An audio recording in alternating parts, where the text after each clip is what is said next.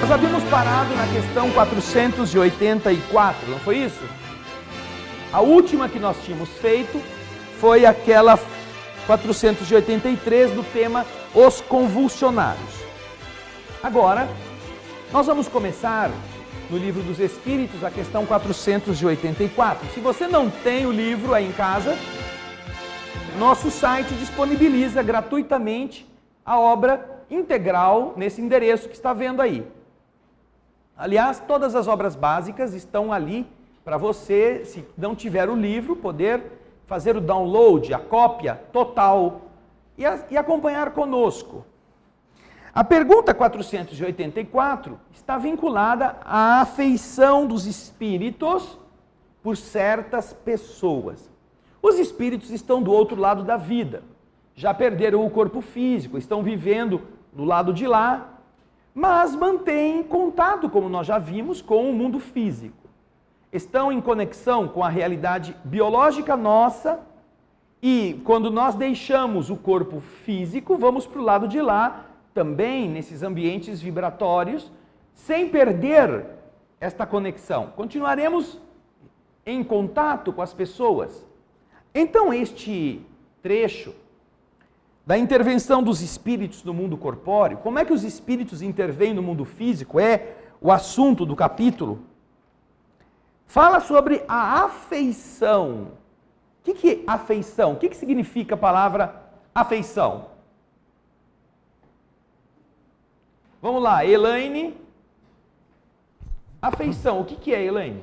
Ligação afetiva, sentimento amoroso em relação a alguém, alguma coisa. Isso. Afeto, afeiçoamento. Isso, é uma ligação afetiva de um ser por outro. Não precisa ser da mesma espécie, não precisa ser da sua própria raça, não importa. É a afeição. Nós nos afeiçoamos. Inclusive pode ser por coisas que não são biológicas, né? Nós podemos ter afeto por livros, afeto por coisas, afeto por lugares, coisas que são gostosas de você ter, de você guardar, de você poder pegar.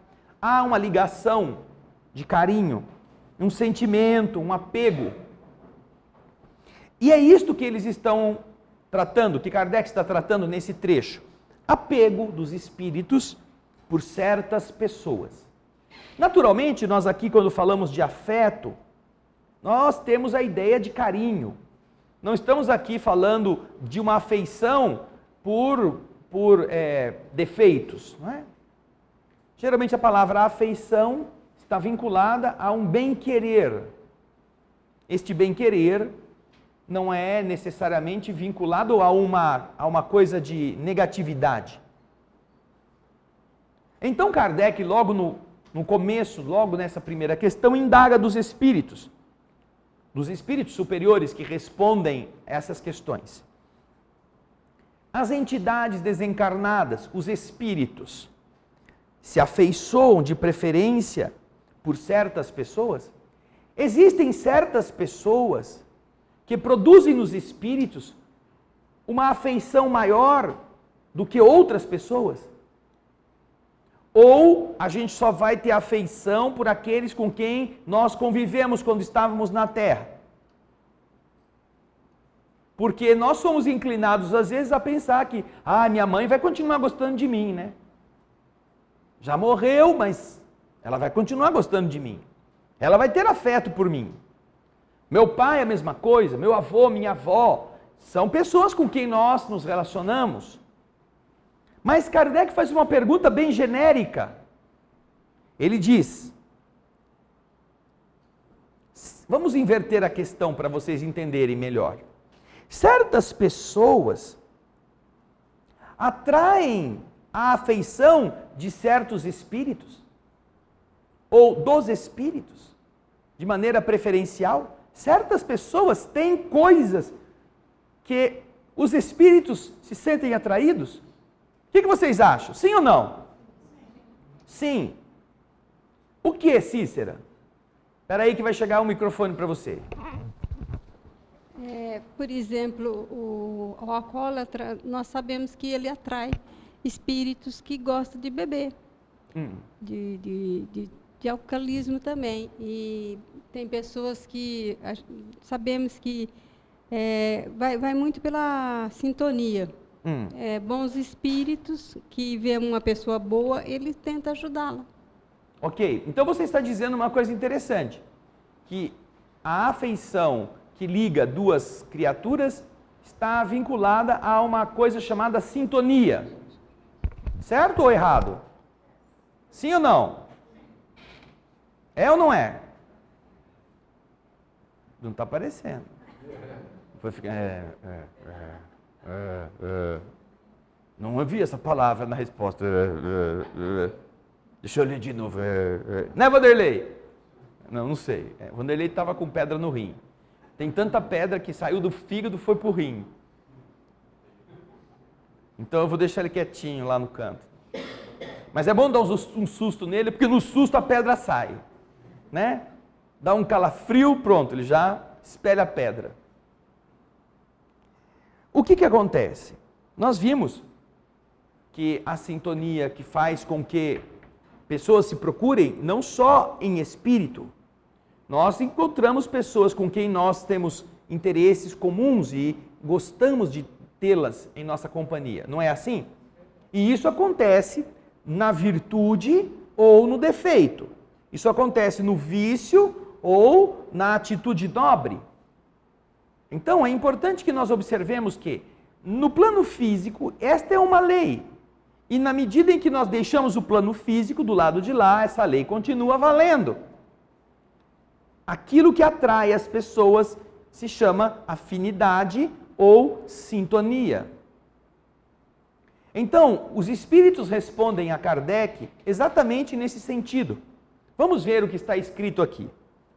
Os bons espíritos, olha só, eles não disseram assim, os espíritos procuram só gente boa. Não.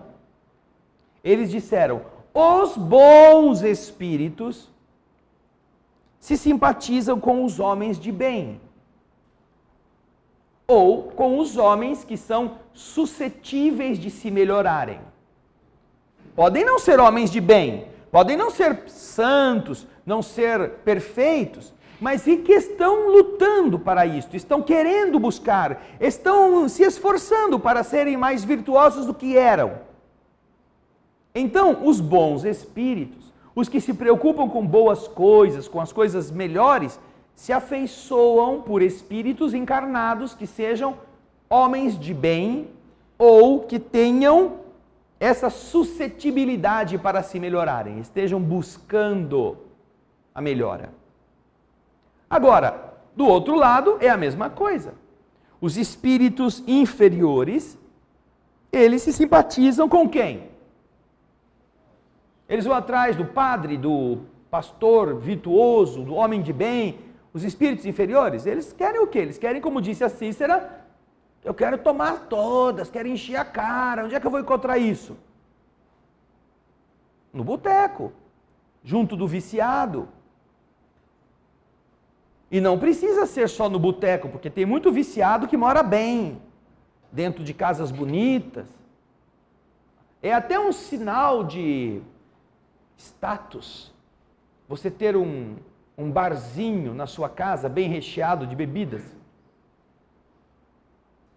E a pessoa que não vai se embriagar lá no balcão do boteco, porque não se mistura com essa gente, se embriaga dentro de casa, e lá dentro da casa dela ela transforma o ambiente em um lugar pior do que o do boteco.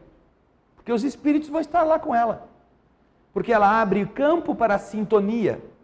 Então é o que ela bebe, é o que ela assiste, é o que ela conversa, que vai atrair essas entidades por sintonia. No livro Missionários da Luz, eu já citei aqui algumas vezes, nós temos dois casos interessantes.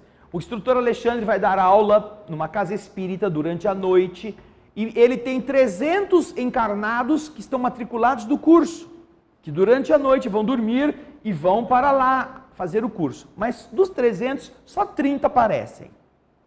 Só. Os outros 270 tem outros interesses. Ah, quando dá eu vou, quando não chover eu vou, quando não tiver passando alguma coisa legal na televisão que eu fico acordado até as 3 da madrugada, eu vou.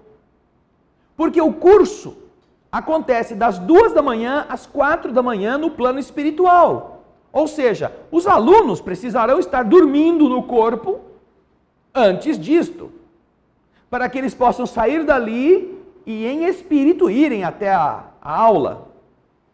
E eles então estão sentindo falta de 2, que costumam ir, mas que naquele dia não apareceram.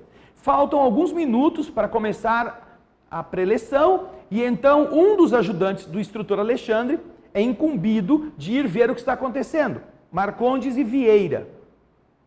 Hoje eu vou falar aqui mais do Vieira. Quando eles chegam para ver o que está acontecendo, Vieira está desesperado. Ele está querendo sair, ele quer ir para a aula, só que ele não consegue sair. Ele sai, a hora que ele põe a cabecinha para fora da cabeçona, ele vê um negócio horroroso, feíssimo, do lado dele, na cama, onde ele vai dormir. Alguém está esperando por ele. Então, a hora que ele abre o olho do perispírito para sair e ir para a aula, está lá a assombração em cima. Então, ele volta correndo para o corpo. Então, ele fica nesse negócio de ioiô, vai e volta, vai e volta, vai e volta. E quem é a assombração? Um amigo. Amigo. Amigo desse jeito? Amigo. Naquela noite, na hora da janta, o Vieira começou a contar os podres deste que tinha morrido. Não me lembro se é Barbosa o nome dele. O velho Barbosa. Já estava morto mesmo, então a gente pode falar mal, né? Só que ele começou a espinafrar a reputação do Barbosa, que era um defunto, pensando que o Barbosa estava debaixo da terra. Só que quando ele começou a falar do Barbosa, a sua ligação mental, já que eles tinham construído entre eles um laço de afinidade, enquanto os dois estavam do mesmo lado, atraiu, convocou o Barbosa. E o Barbosa compareceu na casa do Vieira, justamente quando ele estava falando mal do amigo desencarnado. E o Vieira começou a ouvir tudo aquilo, que era verdade. Só que, imagina, era verdade, mas quem disse que o cara vai aceitar aquilo como verdade, né? Então o Barbosa, que ouviu ser desancado pelo antigo amigo, que está encarnado ainda, perante toda a sua família, na hora da janta, ficou lá. Não, agora, a hora que ele dormir, a hora que ele sair do corpo, eu vou explicar para ele que não foi desse jeito. Ficou esperando o Vieira sair do corpo. 9 horas, 10 horas, daquela sonolência, Vieira foi deitar. E Barbosa foi lá para o quarto dele também. Esperar o carinha sair do corpo. Mas o Barbosa era medonho de feio. Era tudo aquilo que o Vieira tinha falado e um pouco pior. Então, quando o Vieira botava a cabecinha para fora, assim que o corpo começava a dormir, ele via, agora que ele estava entrando no plano espiritual, ele começou a ver aquela figura horrenda de um espírito que estava ali falando com ele. Eu venho aqui falar com você, para eu te explicar umas coisas que você não está sabendo. Ele morria de medo e voltava, então era um pesadelo. Por isso que ele não podia ir. Então você observa que não é só com quem bebe, com quem usa droga, que esta sintonia se estabelece. É uma sintonia da mente que utiliza a calúnia, o pensamento inferior, a erotização, a ligação com filmes de terror, com filmes violentos. Você atrai espíritos desse tipo. É assim. É a mente que faz o convite. Nós já vimos isso aqui atrás. Nós atraímos os espíritos pelos nossos desejos e pelos nossos pensamentos. Pergunta 467 do Livro dos Espíritos. É muito claro isso. Os espíritos obsessores, os espíritos inferiores que nos solicitam ao mal, só se ligam àqueles que os atraem pelos seus desejos ou que os solicitam por seus pensamentos.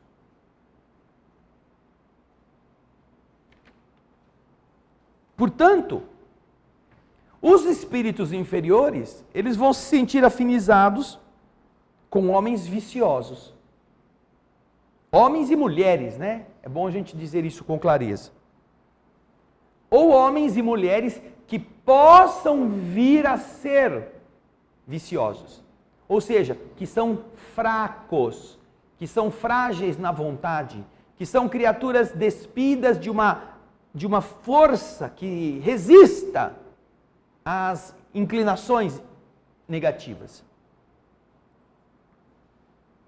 Então, concluem os espíritos na questão 484. Daí a sua afeição por causa da semelhança das sensações. Os bons procuram as sensações positivas que as pessoas podem estar emitindo. E os maus procuram as sensações inferiores, procuram as viciações daqueles que permitem-se esse tipo de conduta. Ah, mas você fala assim, mas eu não posso nem assistir um filminho? Pode. Qual que é o problema?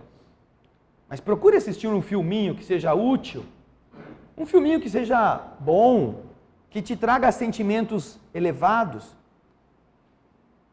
Aí você resolve assistir então com esse critério o Massacre da Serra Elétrica. Bom, só se você for um açougueiro. Você vai ver como é que corta o corpo, como é que destripa o ventre. Bom, eu vou aprender. É um filme técnico para a minha tarefa profissional. Claro que não é. Aí, podem perceber, todas as vezes que nós assistimos alguma coisa muito chocante, é muito provável que naquela noite a gente sonhe com aquilo. Nós vamos ter sonhos com imagens ou com situações que nos vão marcar a noite. E isso é produzido por vários fatores. Primeiro, o fator psíquico, que é a manutenção a nosso redor das imagens que a nossa mente assimilou e replica e cria à sua volta. E em segundo, as entidades que foram atraídas por aquele padrão e que gostam daquilo. E quando você sai, elas estão esperando, e aí, sócio, vamos fazer uma aventura dessa aí ao vivo? Você estava aí assistindo o filme, é que você gosta do negócio, a gente pode viver junto perigosamente essas emoções. Estão ali por simpatia. Sintonia. Então, se você souber manter o equilíbrio, eventualmente você até pode assistir.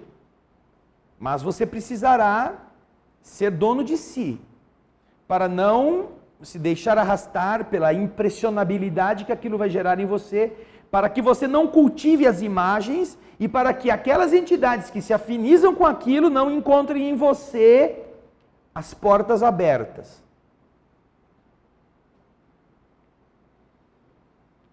Tem pessoas que não podem ver sangue e elas ficam impressionadas. É claro, se elas assistem um filme de terror onde o sangue jorra pelas paredes, ai meu Deus, ela vai sonhar com sangue. Agora, médicos veem sangue todo dia. E o que acontece? Eles não ficam sonhando com sangue o dia inteiro. Porque eles estão vendo isso profissionalmente. Não é uma coisa de terror. Ele está vendo os órgãos, está trabalhando com aquilo, está curando, está alterando o funcionamento. E aí, quando ele chega em casa, aquilo não está na sua cabeça, a não ser que ele tenha ficado preocupado com o resultado, tudo, mas vai dormir e geralmente se desliga disto. Isso faz parte da sua rotina profissional, como, por exemplo, assentar tijolo no caso do pedreiro. Como fazer pastel no caso do pasteleiro, fazer pão no caso do padeiro. Aquilo é tão comum, imagina se toda vez que você é pedreiro, vai sonhar, só sonha com parede. Aí você vai como pasteleiro, só sonha com a fritura. Aí como padeiro, só sonha com pão. Todo dia, pelo amor de Deus, vou mudar de profissão que eu não aguento sonhar mais com pão. Não tem sentido. Mas Por quê? Porque a sua mente não registrou aquilo como uma coisa impactante, faz parte da sua atividade. Você não deu muita importância a este fenômeno visual. Já está acostumado. Mas quando você vai para algo que não está no seu hábito fazer, aquilo que impressiona fica registrado em você. Então geralmente nós não temos esta capacidade de nos isolar. E aquilo fica conosco. E aquilo atrai as vibrações de sintonia semelhante. E, portanto, passamos por situações que poderíamos ter evitado se escolhêssemos outra coisa para assistir, outra coisa para ler, outro assunto para falar. Porque o resultado negativo não vai acontecer com os outros, vai acontecer conosco. Depois não sabe por que não consegue dormir direito, por que tem um monte de pesadelo, porque acorda cansado. Porque sua mente não descansou. Ficou brigando com medo ou com aquelas visões ou entidades que estão ali no seu lugar de repouso. Perguntas. Vamos lá. Quem tem alguma dúvida, pode levantar a mão aí que o Ricardo vai levar o microfone. Nenhuma dúvida? Então vamos para a pergunta 485. Kardec pergunta: a afeição dos espíritos por certas pessoas é exclusivamente moral? Nós vimos que, na questão anterior, os espíritos dizem: os bons espíritos se afeiçoam pelos homens de bem. Os espíritos inferiores se afeiçoam pelos encarnados de conduta igual, negativa. Ou seja, parece ser que o aspecto moral, no bem ou no mal, preponderam na afeição dos espíritos pelos encarnados. Então, logo a seguir, como Kardec faz um encadeamento lógico das perguntas para os espíritos, ele quer saber, é só com base na inclinação moral que as pessoas, ou os espíritos, se afeiçoam a certas pessoas? Ou não? Ou há outras coisas que eventualmente podem pesar nesta aproximação dos espíritos? O que vocês acham? A Selma levantou a mão ali, Ricardo. Leva o microfone que ela quer falar. Selma, o que você acha? Pelo que eu entendi da resposta, está vinculada à resposta anterior. Eu entendi que os bons espíritos, eles vão se afeiçoar às questões morais. Sim. Mas os espíritos com outras tendências, com má tendências, vão se afeiçoar a questões das paixões, das carnes mesmo. Como você mesmo exemplificou a questão da bebida. Um espírito não vai se afeiçoar a uma outra pessoa que bebe pela sua inclinação moral, mas talvez pelo seu vício, porque ele vai conseguir se satisfazer do seu vício pelo encarnado. Se fosse um bom espírito, estaria se afeiçoando pelo Red Label que ele está tomando ou não? Não. Nossa, você ficou tão assim... Não. Acho que não. E se um bom espírito tivesse sido escocês na sua última encarnação? Eu acho que se ele já tivesse superado isso, também não. Também não, não é? O que mais? Alguém tem mais alguma coisa a acrescentar na opinião que a Selma nos deu? Ou seja, nós já vimos que a regra continua... O Bosco levantou a mão aqui, Ricardo. Existe encarnações anteriores. Talvez se afeiçoou ou houve alguma coisa que contradiz na encarnação anterior, ele volta a cobrar novamente agora. Sim, agora a encarnação, você não pode esquecer que pode ter sido uma afeição a uma questão moral também, não é? Então é o que Kardec está perguntando. É só por uma afeição moral que um espírito está se aproximando de alguém, seja uma afeição nesta vida ou em outras, ou o espírito pode se aproximar de alguém, não necessariamente por uma afeição moral, que é a pergunta que ele faz. Pode ter alguma outra causa? Pode ou não? O Felipe levantou a mão lá, Ricardo. Vai lá, Felipe. Eu acho que pode, por exemplo, uma vingança de um espírito que sofreu alguma coisa daquela pessoa. Então ela fica ligada, não por afeição moral, mas porque ela acha que tem o direito de se vingar, por exemplo. Mas ainda ia por uma inclinação moral no mal. E se for por uma saudade de uma pessoa também é moral? É mais moral do que outra coisa. É um sentimento, é uma afeição. Você acertou na teoria e errou no exemplo. Tá. Qual tudo que é o bem, exemplo vai bom? Pensando aí. A Juliana levantou a mão aí agora. Juliana. Hein? Eu não sei nem do que está tratando. Você não sabe? Ó, Você está André, preocupada com a... Tem tanta gente pedindo e-mail que eu não... Ah, tá bom então. Tudo bem, está dispensada, Juliana. Ô Tomé, Tomé, o que você acha? Bem, eu acho... Qual é o exemplo, se o que o Felipe não soube dar, que você poderia nos dar? Não sei se vou acertar, mas eu acho o seguinte, que uma pessoa que se afeiçoou no passado por uma outra pessoa que ele gostava, que era linda, e que ele pode vir a ficar junto ali. Pode o quê? Pode vir e ficar ali. Pela beleza? Pela beleza? Pela beleza. Ou pela alma que ele gostava? Eu acho que pela pessoa que ele gostava. Mas ainda assim é uma questão moral.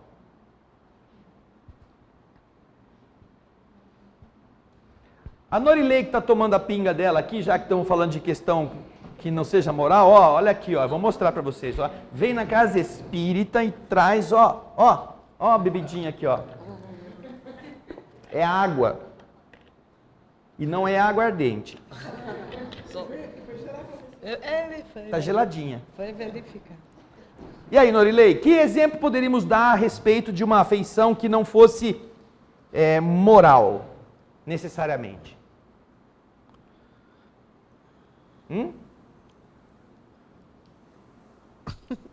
A garrafinha, já dei a dica. Não sei. Não? Vamos ver, os espíritos superiores ou espíritos elevados, ele diz aqui, não é? Olha lá a resposta, A afeição verdadeira, o carinho verdadeiro, a ligação verdadeira, não tem nada de carnal. Obviamente, verdadeira no sentido espiritual. Os que se afeiçoam de maneira nobre, de maneira real, de maneira profunda, não estão afeiçoados àquela pessoa por uma coisa carnal. Os espíritos elevados não se afeiçoam a corpos. Eles estão buscando emoções espiritualizadas e são afetuosos com seres que as possuam, mesmo que não tenham vivido juntos. Então, os espíritos elevados, eles procuram pessoas que na Terra, inclusive para poderem ser seus protetores, seus espíritos amigos, aqueles que, não tendo tido a missão de serem espíritos guardiães ou anjos da guarda, estão ao lado para dar boas inspirações, eles procuram as virtudes superiores que aquele coração possa emitir, que aquela mente esteja sintonizada. Então, essa é a primeira consideração que a resposta nos traz. Mas dizem os espíritos, quando um espírito se liga a uma pessoa, nem sempre é por afeição. E pode aí misturar uma lembrança das paixões humanas. Entre elas nós temos os vícios diversos, né? A bebida, a droga, a avareza, a cobiça, o sexo. Então, estas são coisas materiais que podem atrair o espírito, fazendo com que ele se mantenha com aquela pessoa. Portanto, não é uma afeição do ponto de vista superior, não é uma afeição que esteja vinculada a uma atração de afinidades com nobrezas. Não é uma afeição verdadeira. Porque a afeição verdadeira não é carnal, é do espírito. Agora, a afeição que envolve coisas ligadas à carne, ligadas à matéria, ela é produzida pelos defeitos que se sintonizam do lado de lá com os do lado de cá. Nós temos entidades que se manifestam nas reuniões mediúnicas dizendo assim que não, a pessoa que ele está acompanhando não é para nada dela, não é parente, nunca foi, nunca esteve junto com ela. Mas é que os dois se entendem tão bem que quando eles se encontraram, agora um vive sem o outro. Os dois são briguentos. O cara é musculosão e o espírito tinha sido também, gosta de meter a mão nos outros, de brigar, de toda briga. Então, como é que ele vai conseguir expandir-se naquele ímpeto, agora que ele não tem mais corpo? Ele vai conseguir fazer isso quando ele estiver junto de alguém que também faça. Que tem o corpo, que tem a vontade de fazer, e então eles se somam. Então, naquela hora, quase que é uma incorporação, na hora da briga, em que a entidade agressiva soma a sua agressão ao que está na carne, invigilante, que se sente ainda mais forte para fazer aquelas coisas absurdas. Então, esta aproximação não se dá porque o cara gostava tanto daquele amigo dele, que agora ele anda com ele. Não, não eram nada. Só tem interesses comuns. Isto não é afeto do ponto de vista superior. Não é uma afeição verdadeira. Tanto que, se o encarnado muda, se o encarnado deixa de ser daquele jeito, se o encarnado repele agora aquelas inclinações, o espírito vai embora. Vai procurar um outro. Vai tentar fazer a pessoa parar com isso. Não, para com isso. Você não vai virar padre agora, vai querer virar santo. Você tem que continuar fazendo. A gente sempre se deu bem. Vai tentar, mas quando a pessoa está firme, não há um laço afetivo que mantém os dois unidos. Ele troca de você como você troca de roupa.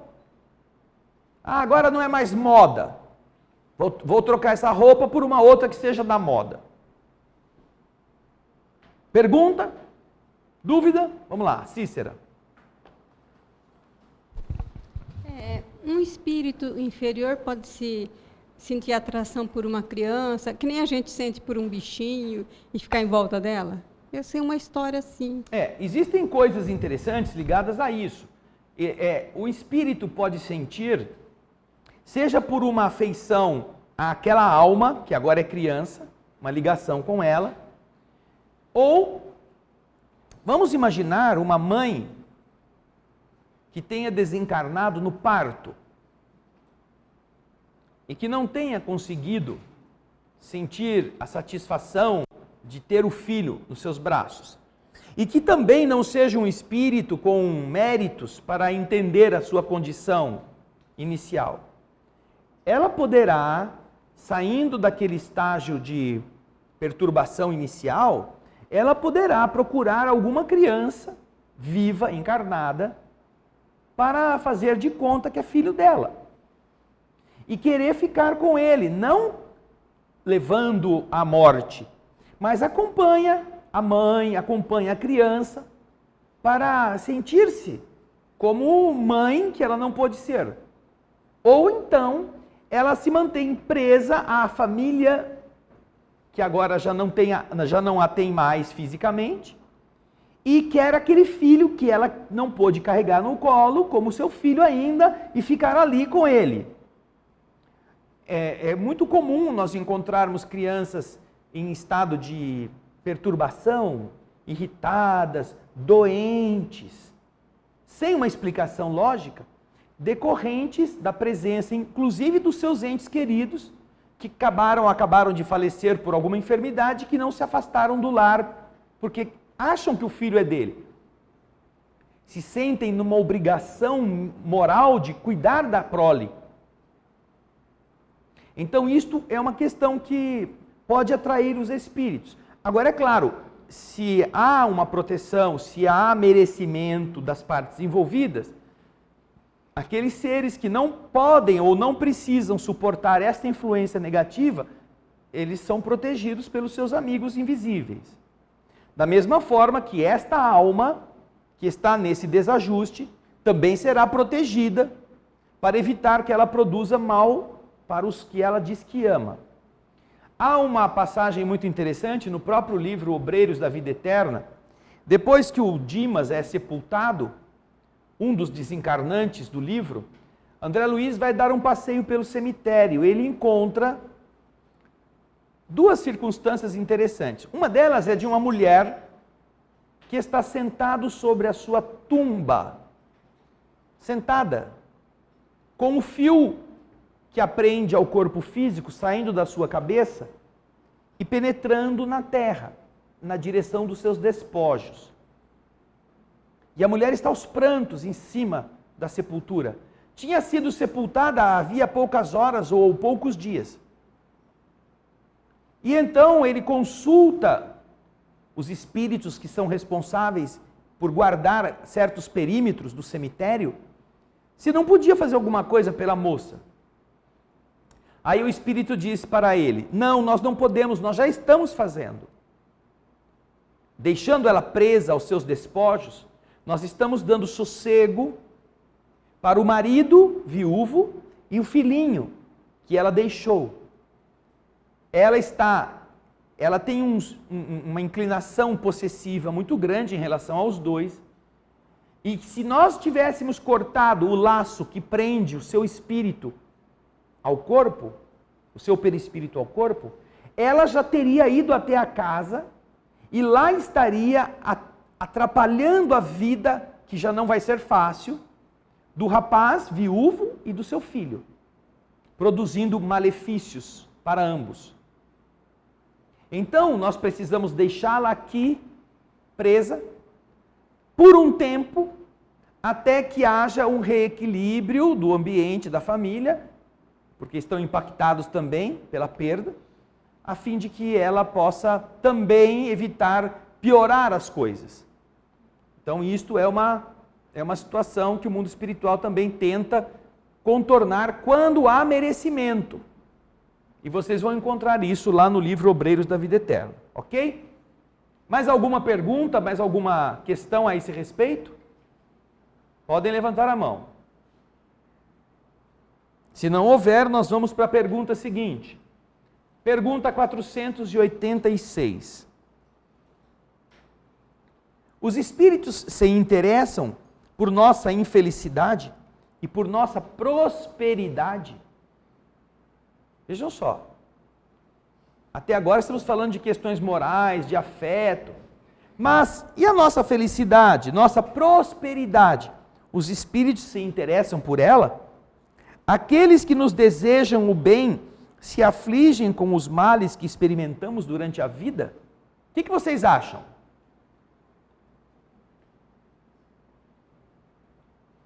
Se afligem ou não? Se interessam ou não pelo nosso bem-estar, pela nossa felicidade, pela nossa prosperidade? Se interessam? Vanderlei, você levantou a mão aí, o que você quer dizer? Fala. Se você está feliz, ele vai se interessar. Ele acha que você está feliz e ele fica feliz também? Ele fica feliz também e procura ficar sempre do seu lado. E se você perde o emprego? Existem espíritos que vão ajudar a gente a ter inspiração para conseguir o novo? Ter paciência. Você precisa do trabalho para ganhar o dinheiro de manter a sua casa. Aí você começa a pensar, eu acho que eu não vou ter força, eu acho que eu vou me matar assim, eu vou embora. Você acha que vai ter espíritos amigos que vão te dar força para enfrentar isso e não fugir? Sim, claro. Sim. Senão, para que existe espírito? Né? Se a gente sozinho já faz, pode tirar o microfone dele, senão a pedra não vai sair. Para que existe espírito? Se a gente por si mesmo já é capaz de fazer muita burrada sozinho, para quê? Por que eles estão por aí? Deixa a gente sozinho, abre o inferno lá e aí a gente só vai caindo no buraco, né? Pelas bobagens que faz. Não seria esta uma escola, seria uma penitenciária. A terra e a vida física não seriam, para o espírito, um exercício de crescimento, de aprimoramento. Seria apenas um local de castigo, em que os que não prestam são colocados para que sofram e se façam sofrer. Há uma frase muito bonita, eu não sei identificar, não me recordo em que momento da vida de Chico Xavier ela foi proferida, mas ele está passando por dificuldades, entre as muitas que passou, também de ordem material, porque ele era realmente pobre, durante toda a sua vida, materialmente falando. E então, em determinado momento, uma entidade se apresenta a ele e diz que queria que ele ajudasse, né, a diminuir a fome de alguns que estavam aflitos. E Chico fala, eu sou pobre, eu não tenho condições. E aí pergunta ao espírito, vocês vão me ajudar também? Não para que ele fizesse. Diante dos obstáculos, eu sei que eu vou enfrentar os obstáculos e eu não estou fugindo deles. Mas vocês se ocuparão comigo das minhas dificuldades? Da minha falta, da minha carência, da carência dos meus irmãos que eu tenho que cuidar? E o Espírito responde para ele. Escute bem o que os Espíritos falam para ele, você que está em casa. Os Espíritos dizem a ele, não ajudar você seria não te amar.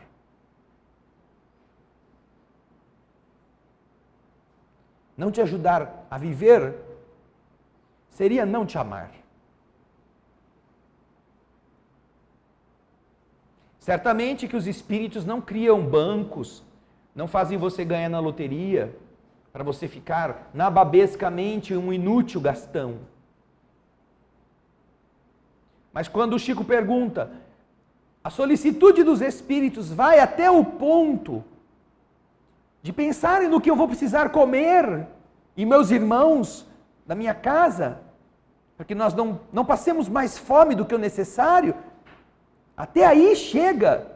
Ou os espíritos só dão força, só dão luz, só dão inspiração, e você fica sem ter de onde conseguir o caminho para chegar ao trabalho. E os espíritos respondem a ele, não te ajudar nisso seria não te amar. Certamente nós ajudaremos. Certamente nós propiciaremos aquilo que é necessário. E Emmanuel diz ao Chico em uma outra ocasião, Chico, no teu caso, é melhor que te falte 1 milhão do que te sobre 1 centavo. No teu caso, Chico, é preferível que te falte 1 milhão do que te sobre 1 centavo. Ou seja, não pense que o esforço da vida física, da vida material, vai garantir para você a abundância. Vai garantir que você fique rico no fim da vida, faça o pé de meia e possa descansar.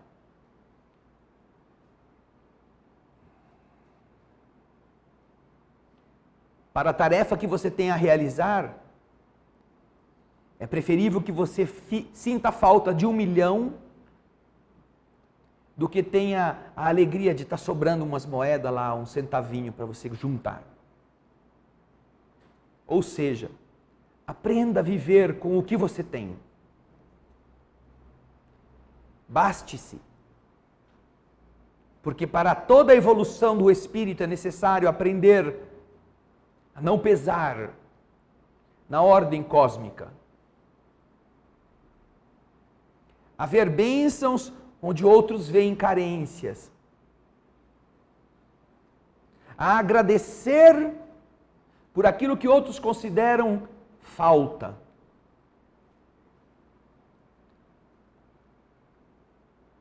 Mas em todas as questões nós vamos encontrar exatamente esta solicitude. No livro Missionários da Luz, no capítulo 19, nós temos a explicação sobre o passe. E nessa explicação, nós encontramos uma situação bastante interessante em que uma mulher em estado avançado de gravidez está muito debilitada, está fraca, ela e o feto, por carência, por falta de recurso, por falta de emprego. Então, os espíritos amigos que vão cuidar desse caso, e André Luiz descreve isto, temos uma irmã altamente necessitada de nossos recursos fluídicos. Profunda anemia invade-lhe o organismo. Em regime de subalimentação, em virtude das dificuldades naturais que a rodeiam desde longo tempo, a gravidez constitui para ela um processo francamente doloroso.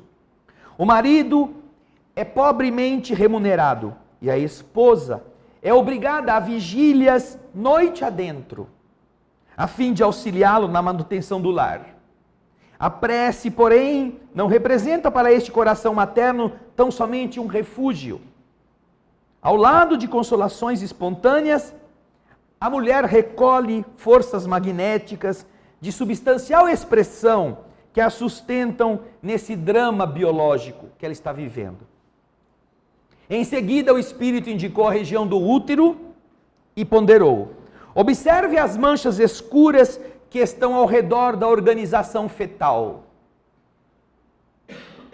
E de verdade, André Luiz diz que estava preso ao saco de líquido amniótico microscópicas nuvens pardacentas que vagueavam em várias direções dentro daquele sublime laboratório de forças geradoras, que é o útero.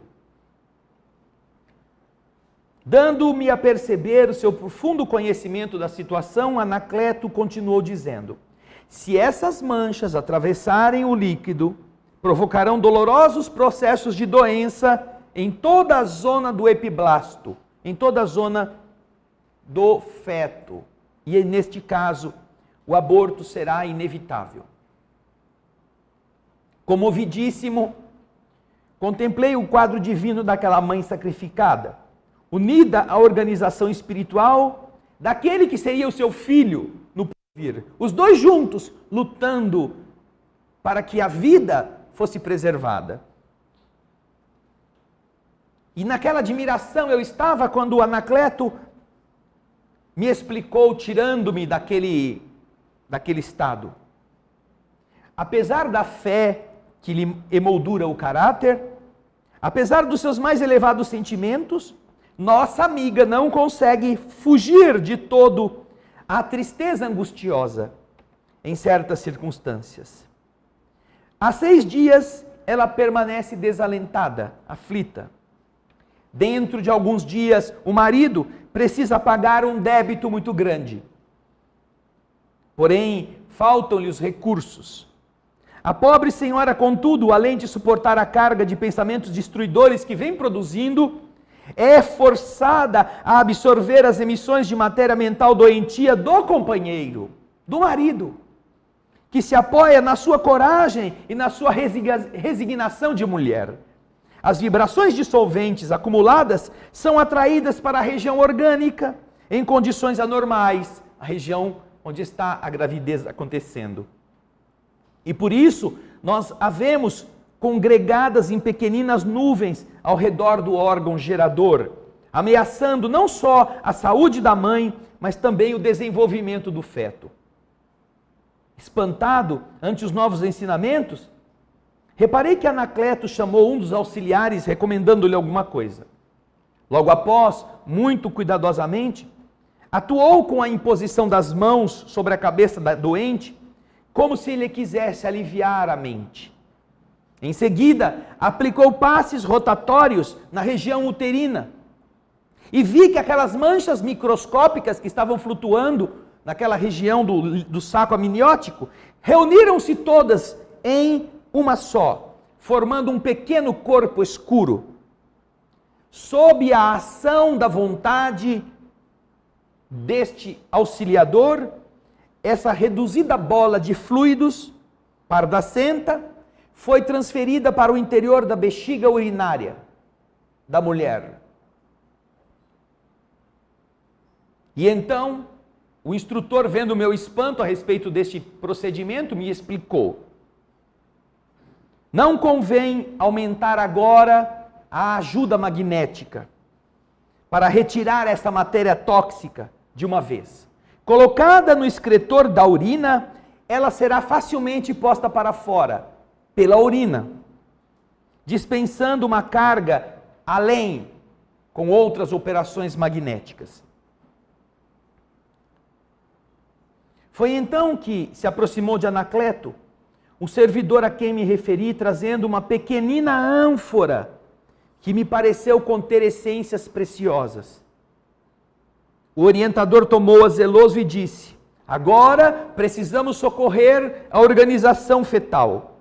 A alimentação da mãe, por força das circunstâncias que impedem, que não dependem da sua vontade, tem sido insuficiente. Anacleto retirou do vaso certa porção de substância luminosa, colocando-a nas vilosidades uterinas, enriquecendo o sangue materno destinado a fornecer oxigênio ao embrião. Expressando minha profunda admiração pela ajuda eficiente de que eu estava vendo ali, sendo testemunha, o instrutor explicou-me: não podemos abandonar nossos irmãos de carne ao sabor das circunstâncias, principalmente quando procuram a cooperação através da prece e não do desespero. A oração, elevando o nível mental das criaturas que colocam-se confiantes e crentes no divino poder, favorece esta troca entre as duas esferas e facilita a tarefa que nós realizamos de auxílio fraterno. Imensos exércitos de trabalhadores desencarnados se movimentam em toda parte em nome de Deus. Em vista disso, meu irmão, o homem de bem encontrará depois da morte novos mundos de trabalho que o esperam e onde desenvolverá de maneira infinita o amor e a sabedoria de que possui os germes no coração. Em seguida, Anacleto passou a atender um outro cavalheiro. Sobe para mim o texto, que estava com outros problemas. Até aí termina. E eu não sei se é nesse caso, mas há um outro caso em que os espíritos não só fazem isso com a organização fetal, dando esta alimentação, como em uma das histórias que André Luiz conta, eles destacam uma enfermeira para cuidar da mulher por 10 dias, vai ficar ali de plantão, além de uma outra alma que vai arrumar um emprego para ela. Ela precisa trabalhar, ela precisa, além de estar melhorada fisicamente, ela precisa sustentar a sua casa. Então, esta mulher, ela é auxiliada por um espírito amigo que consegue fazer com que uma mulher da redondeza que estava precisando de costura, de costureira, fique sabendo que aquela moça costurava e então faz chegar até ela um convite trazida à mulher pela entidade que estava tomando conta daquela família, para oferecer à pobre o emprego que ela estava precisando. Então, a pergunta de Kardec, Os espíritos se interessam por nossa felicidade e por nossa prosperidade. Os que nos desejam o bem se afligem com os males que experimentamos durante a vida. Vamos ver como todos aqui já puderam compreender esta realidade. Vamos ver o que os espíritos superiores nos respondem. Os bons espíritos fazem o bem possível e ficam felizes com todas as vossas alegrias. Eles se afligem com os vossos males quando não os suportais com resignação. Porque esses males são sem resultado para vós.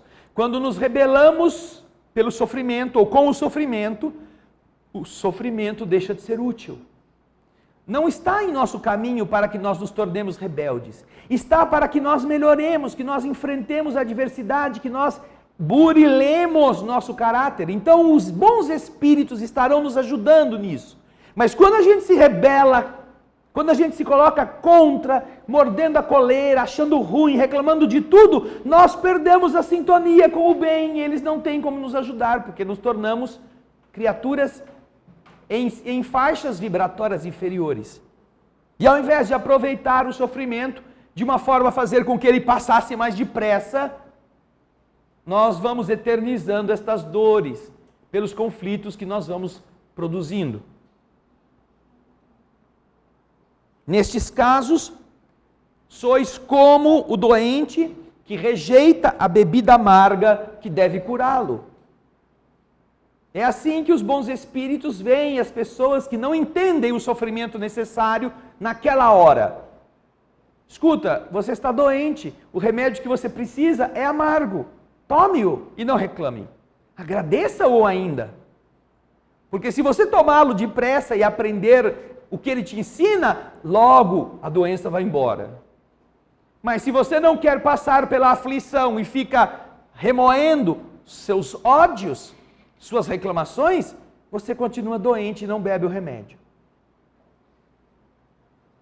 Os bons espíritos fazem ao máximo tudo o que nós precisamos e vocês não imaginam como se preocupam com coisas pequeninas que nos possam fazer felizes, desde que a gente mereça. Eles são extremamente generosos nas mínimas coisas. Existem espíritos tão amorosos conosco que preparam com anos de antecedência certos eventos que poderão nos fazer felizes quando chegar a hora. Certa vez, viajando para fazer uma palestra, enquanto eu estava dirigindo sozinho no carro, alguém ia conversando comigo. Era um companheiro, não tinha ninguém que estava comigo, ele foi comigo. E aí estávamos passando numa região bastante assim ampla, uma visão bastante comprida, você via longe. E o dia estava harmônico, gostoso, luminoso, não havia muito trânsito. Então o Espírito estava dizendo para mim, lá adiante, falando sobre a solicitude dos espíritos em relação aos encarnados, né, ele dizia assim, lá adiante, está vendo aquele homem que está lá? Tinha bem longe uma pessoa mexendo no chão, no solo, com um machado, alguma coisa. Então, veja aquele homem. Nós somos assim com vocês. Poderíamos dizer assim. Você poderia perguntar, mas o que aquele homem está cavando? O que aquele homem está com aquele machado? Cortando aqueles pedaços de lenha? Num lugar que ninguém vai andar, não tem uma estrada, não tem nada. O que ele está fazendo lá? Se você perguntasse isso, eu poderia responder a você. Ele está preparando o caminho, porque daqui a 3 anos você vai passar por ele. Ele está tampando o buraco, ele está arrancando o toco, porque ele sabe, e alguém sabe, que daqui a 3 anos, 5 anos, 6 anos, você vai passar ali. E isto significa amor, que é o amor que os Espíritos têm por nós. Se nós entendermos o que significa viver nesta construção coletiva do bem, e se nós estivermos sintonizados através da prece com estas almas, ao invés de só batermos na porta delas quando alguma coisa que nos incomoda está nos atrapalhando, nós perceberemos como esta solicitude, ela é grandiosa. É tão grandiosa que dá vergonha às vezes, dá vergonha. Até de você pedir alguma coisa. Às vezes eu saio com os companheiros, né? Os nossos trabalhadores, a gente vai fazer alguma coisa, vamos fazer algum evento, vamos precisar de lugares. Às vezes vou a algum lugar que nós precisamos parar o carro. E você não tem um GPS aí? Não, eu não tenho GPS. Eu falo para as pessoas, não tenho. O meu não é GPS, o meu é JPS. Como assim? Eu não conheço, eu conheço o GPS. Falei, tudo bem, mas você vai conhecer o JPS. Mas o que é JPS? É o que eu uso para eu chegar nos lugares, para eu encontrar os lugares que eu preciso. Mas o que é isso? É uma nova tecnologia? Não, é Jesus PS. Porque geralmente, quando você está em uma situação de pressa, ou você precisa encontrar um lugar para parar, Jesus PS leva você e você encontra uma vaga. Aquele shopping cheio de carro, não tem um buraco, alguém dá uma rezinha assim, já vai sair, você já é. Aí eu falo, obrigado, Jesus. A Solange dá risada. Você fica com esse negócio, mas é verdade, nossa, como você tem sorte. Eu falei, não é sorte não. É o Jesus PS. Só que eu não fico pedindo. É claro que se eu não encontrar, eu posso parar longe, não reclamo. Mas estas coisas são tão coincidentes que eu sinto que tem alguém que diz, agora você vira aqui, agora você vira ali, agora você vira lá e pronto.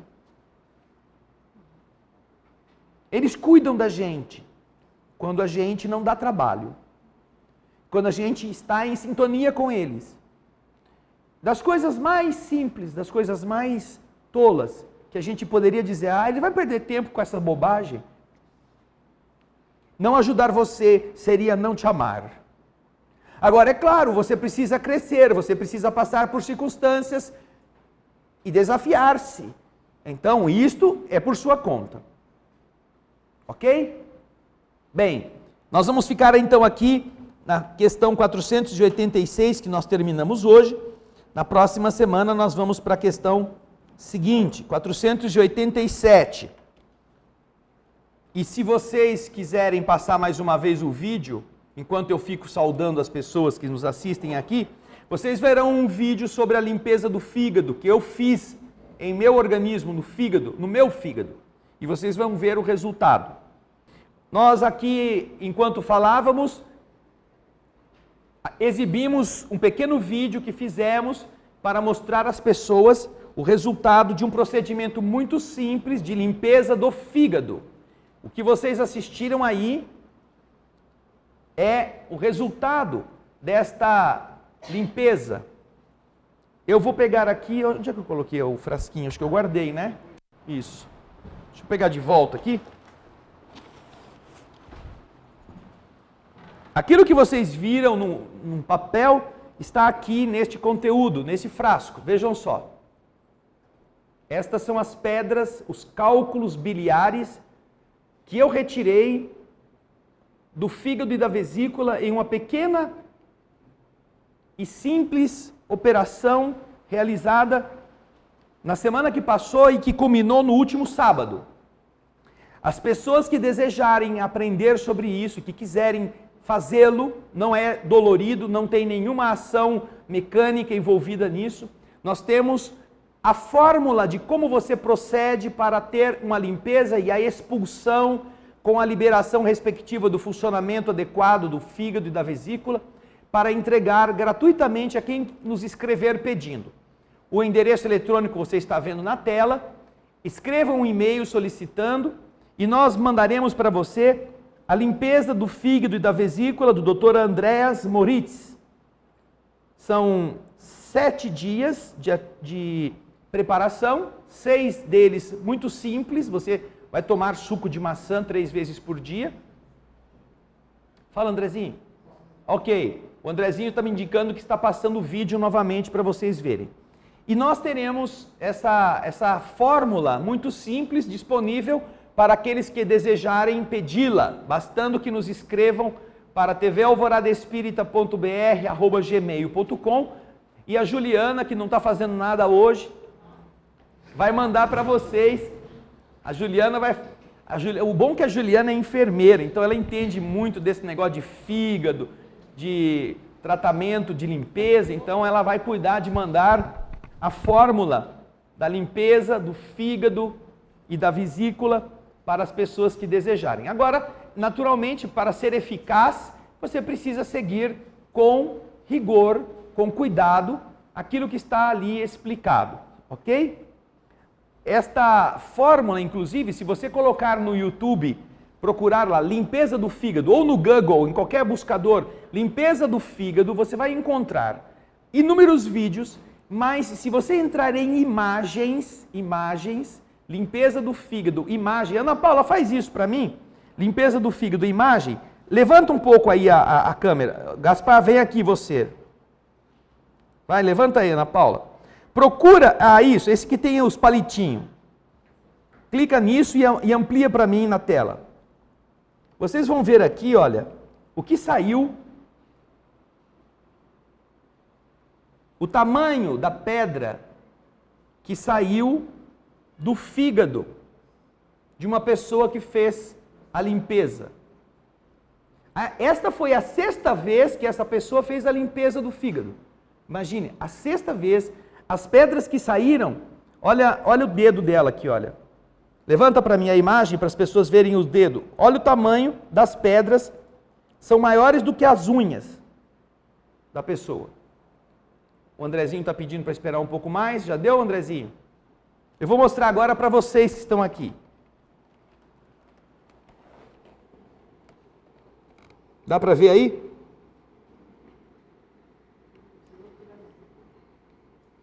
Veja só, esta foi a 6ª limpeza. Esta pessoa fez, acho que umas 17 limpezas.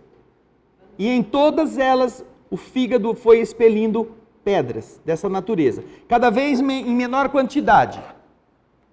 Então, não é só na primeira vez que está resolvido o problema. É adequado que a pessoa faça isso algumas vezes. E depois que você perceber que a quantidade foi bem menor, aí você faz uma vez a cada 6 meses. Como se fosse uma manutenção.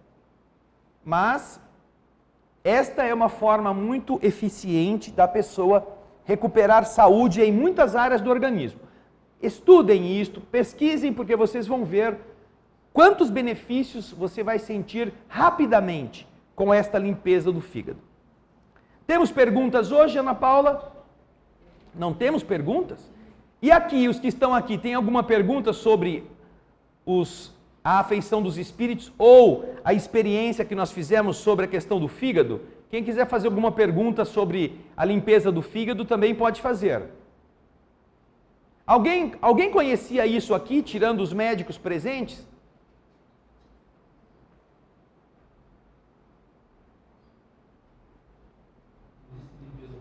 Espera um pouquinho. Fala, Vanderlei. Existe limpeza para o rim? Existe. O próprio Dr. Andreas Moritz, ele escreveu também, ou ele fez, um outro estudo sobre limpeza de rim. Se você pesquisar na internet, você vai encontrar isto. Eu não pesquisei isso ainda, e eu vou primeiro difundir aqui com aquilo que eu fiz, não é? Porque isso tem a ver com a minha experiência pessoal, mas isso não significa que nós também não podemos mais para frente fazer uma pesquisa e difundir isto, até porque eu já tive também 2 vezes cólicas e a expulsão de pedras renais, mas nós já explicamos que nas pedras e cálculos que são de origem cálcica, ou seja, as pedras produzidas por cálcio, a ingestão do cloreto de magnésio ou a reposição do magnésio, ela vai fazendo com que as pedras sejam diluídas naturalmente. As pedras de origem no cálcio que a gente ingere. Existem outros tipos de pedra que não são de cálcio, não são dessa origem, são de fosfato ou de urato. Então, nestes casos, o cloreto de magnésio não atua. Mas nas que são de oxalato, aí o cloreto de magnésio ou o magnésio em si, ele retira essa coisa que está incorretamente nas artérias, nas juntas, produzindo artrite ou artroses, inflamação das juntas, endurecimento das artérias, e aí então coloca o cálcio onde ele deve estar, que é no osso, diminuindo inclusive a osteoporose e outros problemas que as pessoas têm. Então, sabemos que este é um efeito, mas eu não li, no caso da limpeza dos rins, qual é o procedimento, tá, Vanderlei? Mas existe, se você depois quiser, eu posso procurar te passar a maneira de você fazer isto, e depois, se for eficaz, a gente também passa para os outros. Se o Vanderlei morrer, eu aviso. Se desencarnou do tratamento, nós também vamos aqui informá-lo, e até porque o Vanderlei vai trazer o testemunho da nossa reunião mediúnica, quando se comunicar. Além da pergunta do Vanderlei sobre a limpeza do rim, alguém tem alguma dúvida em relação à limpeza do fígado, o que eu disse até agora? Pode perguntar. Alguém já teve que tirar a vesícula aqui alguma vez? Uma? Pode. É até importante que faça, porque quem não tem vesícula significa que já por um problema de acúmulo precisou ou foi recomendado que tirasse. E aí o problema é que se o fígado continua cheio de pedra, a quantidade de bile que vai ser depositada no intestino, que já não é adequada pela falta da vesícula, ainda é menor. Então, é nesse caso quando a pessoa precisa ter o fígado o mais limpo possível para que a quantidade produzida da bile no intestino seja maior, para evitar problemas mais sérios no futuro, né? Ok? Quem mais? A Elaine. Tem alguma contraindicação ou alguma coisa que possa acontecer no procedimento ou não? Olha, no procedimento não acontece nada, a não ser quando você, como nós explicamos nessa fórmula que estamos passando, quando você vai fazer do 6º para o 7º dia, vai dormir depois de ter tomado o azeite com limão, você deve dormir de barriga para cima ou virado para o lado direito, para que, segundo os especialistas, você não corra o risco de uma pedra que sair pelo canal biliar acabar entrando no canal do pâncreas e ali tampando a saída do suco pancreático. Então, quando você dorme com a barriga virada para esse lado, a inclinação dos dois dutos, que são muito próximos um do outro, pode fazer com que uma quantidade ou uma pedra grande que saia, que escorregue, ela entre no lugar errado. Se você estiver deitado na posição adequada, barriga para cima ou do lado direito, a morfologia do seu corpo permitirá que as pedras sejam colocadas no duodeno e depois levadas para o intestino delgado. Então, esse é um cuidado. Agora, em relação a contraindicações, os especialistas dizem que as pessoas que estão, no momento, enfermas, por algum momento, febre, gripe, bronquite, que está em tratamento, enquanto estão nesta fase, devem evitar fazer a limpeza. Quem está com pancreatite também deve evitar fazer essa limpeza. Mas se a pessoa não está doente naquele momento, e não está com pancreatite, ou não está sofrendo de, por exemplo, não está em crise de hepatite, uma pessoa nos escreveu dizendo, eu sofro de hepatite C, posso fazer? Se não estiver naquele instante acometido da crise da hepatite, estiver tomando remédio, pode fazer. Mas se estiver em crise, e se estiver tomando medicação por causa da crise, é melhor aguardar passar essa crise, para que isto possa ser feito depois que o organismo estiver normalizado. Agora, se a pessoa tem uma doença crônica, ou seja, ela toma remédio para pressão, toma remédio para coração, ela tem algum problema de diabetes, ela pode fazer? Não, ela deve fazer. Não é que ela pode, porque toda essa medicação está sendo metabolizada também no fígado. Ela está está sobrecarregando o fígado de maneira constante. Então, é muito adequado que as pessoas possam fazer a limpeza do fígado nos casos de enfermidades que exijam que a pessoa tome remédio todo dia. Então, não há contraindicação se a pessoa está com câncer.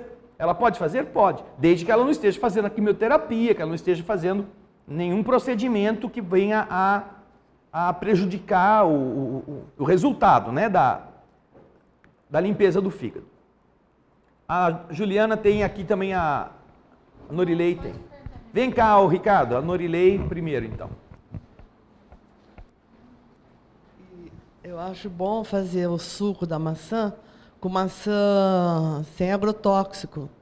Com uma maçã, né? Que tipo de maçã? Olha, a maçã que existir, qualquer uma já ajuda. Agora, praticamente não existe coisa sem agrotóxico hoje. Então, o que acontece é que o seu fígado já está doente por tudo aquilo que come. Se você for procurar uma maçã que não tem agrotóxico para fazer o negócio, você vai morrer até encontrar maçã. E aí já foi, não precisa mais fazer limpeza do fígado, né? Então, o que nós estamos falando é o seguinte: o suco de maçã com agrotóxico ou sem agrotóxico, é claro, se você tiver maçã sem agrotóxico, é melhor ainda. Mas se você fizer o suco de maçã e tomá-lo na maneira como está recomendado, pelo tempo que está predito, você terá o efeito. Se você quiser mandar manipular o ácido málico, que é o ácido que está na maçã, mas você pode mandar fazer em farmácia de manipulação, o ácido são 5 miligramas, não é, por sachê. Você pode usar, ao invés de as 3 maçãs ou 2 batidas, você toma um sachê em cada um dos momentos que tem que tomar o ácido ou tem que tomar o suco de maçã. É azedo, né? Mas azedo a vida também é.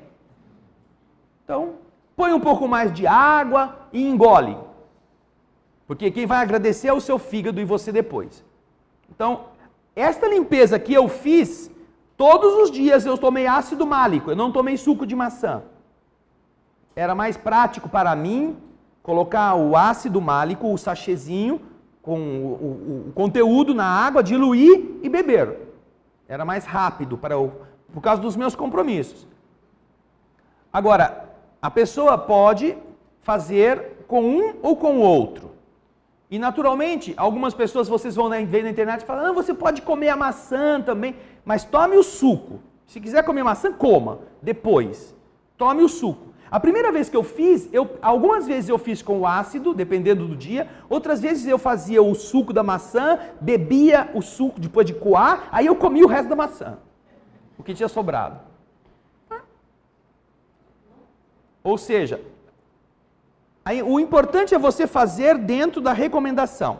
Se é com ácido málico, se é com o suco da maçã, e nós temos uma pessoa que está fazendo um teste usando esses sucos orgânicos de maçã que se vende em alguns estabelecimentos, para saber se isso vai ser eficaz.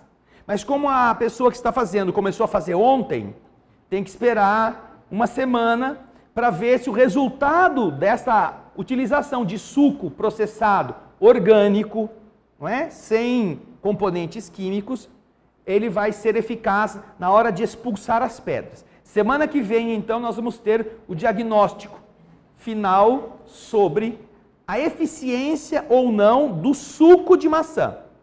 Agora, você pode pensar, mas se eu pegar então 9 maçãs, bater de uma vez e deixar na geladeira para cada 6 horas eu tomo um pouco. Não faça isso, você vai perder as maçãs. Porque o suco ou o produto que ela vai gerar, ele vai se oxidar. Você tem que fazer e tomar. Deixa a maçã lá encapada, daí 6 horas você vai lá de novo, faz a mesma coisa e toma, para que você não perca o serviço, só vai aproveitar na primeira vez, o resto vai ser água com gosto de maçã, sem o que é útil para o seu fígado. O que mais? Que outra pergunta alguém tem aí? Vai, Juliana. O Ederaldo pergunta, existe algo parecido para a limpeza do apêndice? Para a limpeza do apêndice, eu não sei. Eu acho que não. Aliás, o apêndice, ele é uma coisa que muita gente, né, acha, não é preciso, não precisa, não serve para nada. Não, serve sim. Qualquer infecção intestinal, qualquer desarranjo, qualquer perda da flora intestinal por alguma infecção, alguma inflamação, algum remédio que você tenha tomado e que mate toda a flora intestinal, de onde que vai sair os bichos de novo para você ter a flora intestinal? Do apêndice. Porque ali é uma colônia pequena daquilo que o seu intestino precisa para se repovoar, de forma que ele possa funcionar de novo, normalmente. Então, eu não conheço nenhum tipo de procedimento que faça limpeza do apêndice, porque no apêndice realmente é que precisa ver tudo aquilo. Antigamente a gente ouvia falar, você come goiaba com caroço, vai lá para o apêndice, aí inflama. Não sei se é isso que inflama o apêndice. Outras coisas podem ser causadoras da inflamação, não é? Porque eles às vezes, né, inflamam e a pessoa precisa operar com urgência. Mas eu não conheço nenhum procedimento que se faça para limpeza do apêndice, né? Alguém levantou a mão aqui, você está acordado, Ricardão? Sueli levantou a mão. O André, no caso, se a pessoa tiver uma diverticulite, ela provocar, assim, não seria, assim, perigoso? Não. Eu acho que o problema da pessoa já estar com alguma parte do intestino inflamado, que as pessoas dizem que ou é a colite ou a diverticulite, já é um indício de que ela está com um problema também no trânsito da bile pelo intestino. Porque os especialistas nessa questão explicam, quando você come o alimento vai para o estômago. O estômago é eminentemente ácido. Ele precisa diluir aquilo no ácido clorídrico para matar o máximo de impurezas que está ali. Só que quando ele vai migrar para o intestino não tem o revestimento mucoso que o estômago possui para proteção. Então, para que ele não queime o intestino, vamos dizer assim, não corroa a parede intestinal, a bile é projetada sobre o bolo alimentar. E isto neutraliza o ácido, para que ele possa andar normalmente. Além do que a bile tem uma função de facilitar o peristaltismo do intestino, fazer o movimento intestinal para levar o bolo fecal até o seu destino. Então, nesse trajeto todo, se o alimento está acidificado, ele começa a acidificar a parede do intestino, que não tem proteção para o ácido intenso que vem do estômago. E aí começa a irritar todas as mucosas e onde começa também a produzir as inflamações de divertículos, desses anéis, e que podem causar problemas sérios. Por falta da bile, a pessoa pode começar a ter, por causa disso, dificuldade de empurrar o alimento pelas alças intestinais e ela começa a ficar com constipação, intestino preso, como consequência da falta da bile nesse trajeto. Então, isso já é um indicador de que a pessoa está com algum problema. Pode não ser... Não quero dizer que toda diverticulite seja causada pela falta da bile, mas é um indicador de que alguma coisa estranha está acontecendo. Além do fato que, vejam só, essas coisas de diverticulite, quando eu era criança, nunca ouviu falar. Colite, diverticulite, doença de Crohn, aquele negócio de a pessoa intolerância a glúten, intolerância à lactose, isso daí é coisa de hoje. É algo que parece que está se tornando crônico em uma sociedade doente, porque os sistemas biológicos do nosso organismo estão sendo agredidos e não estão sendo corrigidos. Então, é provável que uma pessoa que tenha estes problemas, ao fazer a limpeza de fígado, algum tempo depois comece a não ter mais estes problemas na mesma intensidade, até que ela possa estar curada disto, pela sua regularização. a bile volta a ser projetada na quantidade adequada, o bolo fecal volta a ser neutralizado pela ação da bile, o colesterol que está na bile vai ser expelido pelas fezes, então o nível de colesterol do sangue cai, o fígado desincha, não sofre tanta pressão, a bile não é transmitida para a região do sangue, os micro-organismos que agora o fígado não mata mais, não estarão na corrente sanguínea exigindo que a gente produza mais glóbulo branco para atacar os bichos e atacar o intestino também. Então você vê, uma coisa vai encadeando com a outra e a gente acaba indo no médico e o médico trata da colite, trata do intestino preguiçoso, trata da gordura no fígado e não entende muitas vezes o conjunto da coisa, né? Juliana, você levantou a mão aí? Fala. O Marcos Eduardo perguntou se ele pode utilizar o ácido málico em cápsulas de 300 miligramas 3 vezes ao dia. Foi o que ele encontrou numa farmácia de manipulação. Cápsula de quê? Ácido málico. De quantas miligramas? 300 miligramas. 300 miligramas? 300. Olha, a receita aqui... Fala, Kátia. Isso, 5 gramas. Tá. Fala, Kátia.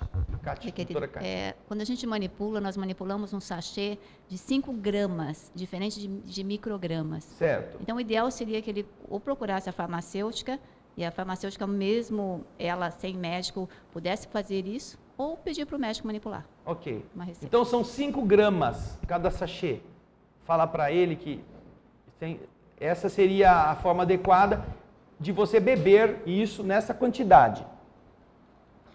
E a Mabel pergunta como são esperadas essas pedras. Esse tratamento é indicado para pedra na vesícula? Sim. Como que são o quê? Como são esperados essas pedras? Bom, essas pedras, a gente chama de pedra, mas você não pensa que é aquele pedregulho do fundo do rio. Sabe aquelas pedras que vêm redondinhas assim? Não. São pequenas partículas que, dependendo do tamanho dos problemas, podem ser até grandes, como vocês viram. E elas podem ser esverdeadas, como podem ser marrom, clara, bege. E elas, às vezes, a maior parte delas boia. Mas não é só quando boia que ela é. Eu já vi fotografias de pedras expelidas que não estavam boiando, já estavam depositadas no fundo. E uma das extrações que eu tive, eu recolhi as pedras, elas estavam boiando, eu deixei no vidro, com elas boiando, até para mostrar para as pessoas que estavam em casa, para elas verem, mas depois de umas 2 horas, uma parte delas já se depositou no fundo. Ou seja, ela já foi perdendo a capacidade de flutuação, ela foi se saturando do líquido e aí ela afundou. Então, a visualização no recipiente que você recolher, ela vai ser, depois de você já ter feito a limpeza do intestino, na questão das fezes, que vai acontecer durante a noite, de manhã, assim que você tomar as 2 doses do cloreto de magnésio, o que vai sair, vai começar a sair esses produtos da expulsão desses cálculos. E aí você recolhe e você vai vê-los. Você verá que eles são diferentes de qualquer outra coisa. E se você pegar com um copinho, você vê que eles são grandes, eles não são assim, só a capinha que está flutuando, não, eles parecem um iceberg, uma coisinha para fora e o resto está dentro da água. E eles ficam assim robustos até. Então é interessante, se você estiver utilizando um vaso sanitário que seja claro, que tenha uma cor branca, clarinha, fica fácil de você perceber. Se o seu vaso for de coloração escura, vai ficar mais complicado de você discernir. Você vai, mas isso daí parece fezes. Não, não é. Então é bom você pegar ou fazê-lo em um recipiente à parte para você discernir isso. E quando você vê em você mesmo, você passa a entender para as próximas o que é que você está buscando. Né? É Mabel, né? Tá bom. Muito obrigado, Mabel. Ok? Bom, eu espero que aqueles que estiverem assistindo e interessados possam se beneficiar deste tipo de tratamento que não tem nenhuma ação química de produtos artificiais, não é? Eu queria, Ana Paula, coloca para mim a limpeza do fígado que vocês têm passado para as pessoas, só quero confirmar uma coisa. Sobe, por favor. Vai, mais para cima. Vai. Aqui, isso, é isso que eu queria ver. Quando eu escrevi aqui sobre a colocação no lugar do suco da maçã, o ácido málico manipulado em sachês, eu ainda não tinha informação de quanto seria essa dosagem. Até porque era uma coisa que era o médico que ia recomendar, então os médicos sabiam, não é? Mas como já fui informado, são 5 gramas, aliás, cada sachê, 5 gramas. Escreve para mim, Ana Paula, por favor. 5 gramas cada sachê, coloca aí. 5 gramas em cada sachê. Isso.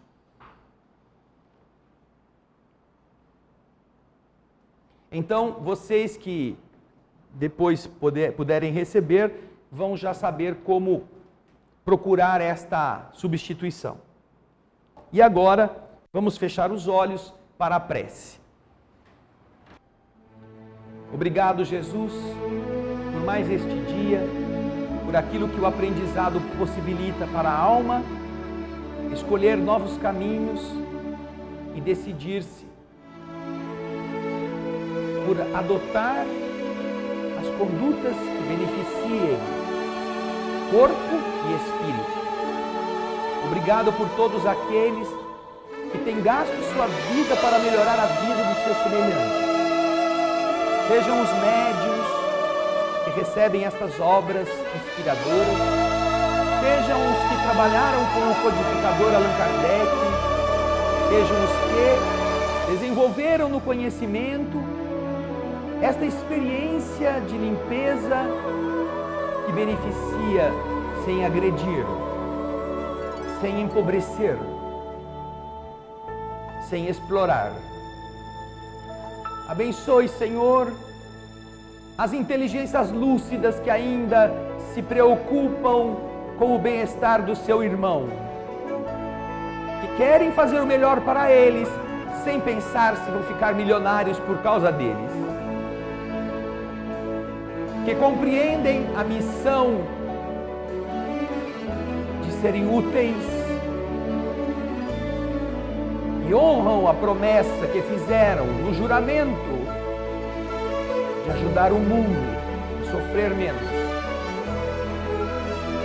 Obrigado, Senhor, por estarmos aprendendo essa solidariedade verdadeira, como haverá de ser lindo o mundo renovado, quando a terra já estiver liberada das suas pedras de egoísmo, de vaidade, de orgulho, expulsas do organismo coletivo num processo de limpeza, como haverá de ser lindo viver sem vermos a dor dos nossos irmãos, vermos o sofrimento por falta de um pedaço de pão, um lugar para dormir, um banco escolar. Enquanto não chegar este dia, Senhor, nós ainda estamos em dívida com a bondade de Deus, porque ainda estamos fazendo pouco para implantá-lo. Que não desperdicemos um só dia nesse esforço e que a vontade de ser teu amigo nos faça provar isto através das atitudes. Aceita a prece agradecida que nós deixamos aos teus pés, com a qual encerramos o estudo de hoje.